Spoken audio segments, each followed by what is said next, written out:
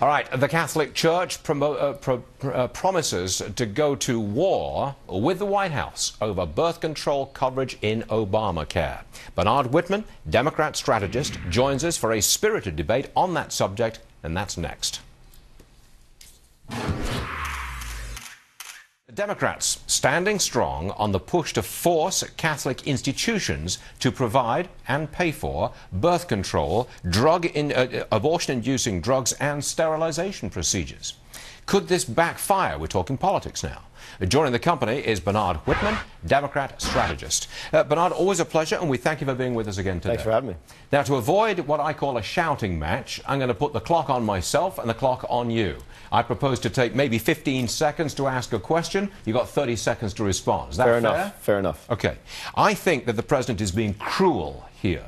The president is imposing a cruel choice on people of faith, Catholics in particular. He is saying to them, you can abandon your faith or you can abandon charity. It's going to be one of the two. And I say that's cruel. And you've got 30 seconds to respond. I could not disagree more. When is the assault on women's health going to stop? Here are the facts. Let's deal with the facts.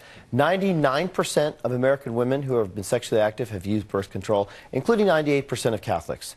When surveyed, 71% of American women and 77% of American Catholics agree that birth control should be provided by these Catholic-related institutions. Churches, exempt. Organizations specifically dedicated to teaching religious doctrine, exempt. But the facts are that access to birth control improves women's lives, improves babies' lives, improves the economy. Is that an indictment of what he just said? Wait a second. You've not argued principle.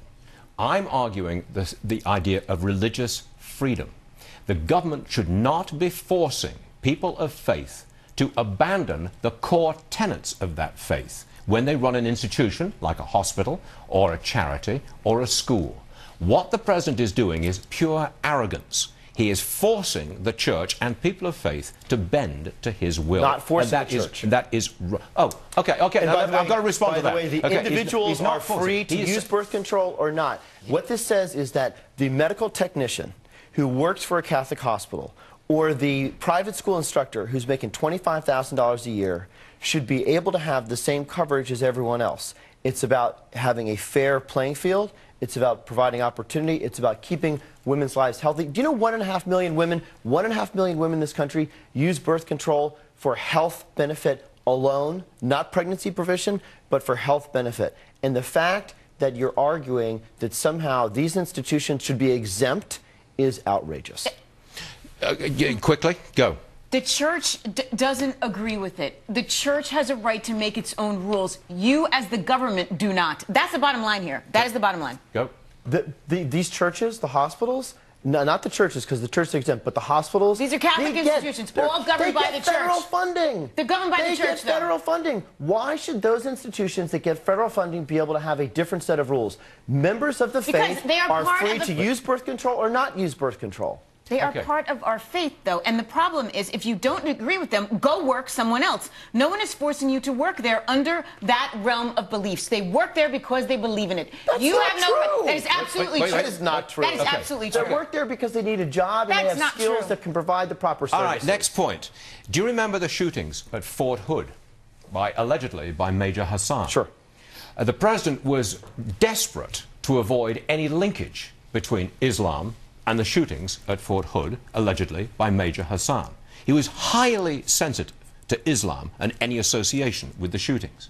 That stands in very sharp contrast to his willingness to beat up on the Catholic Church and force Catholics, people of faith, to do what they are not prepared to do. We're not forcing anyone to do anything that they don't believe in. We're talking about health coverage. Wait. We're not talking about people using birth control. Address the question. And the question was highly sensitive to Islam and any association with the shootings and the beating up of Catholics. Now, you please address... Fair question.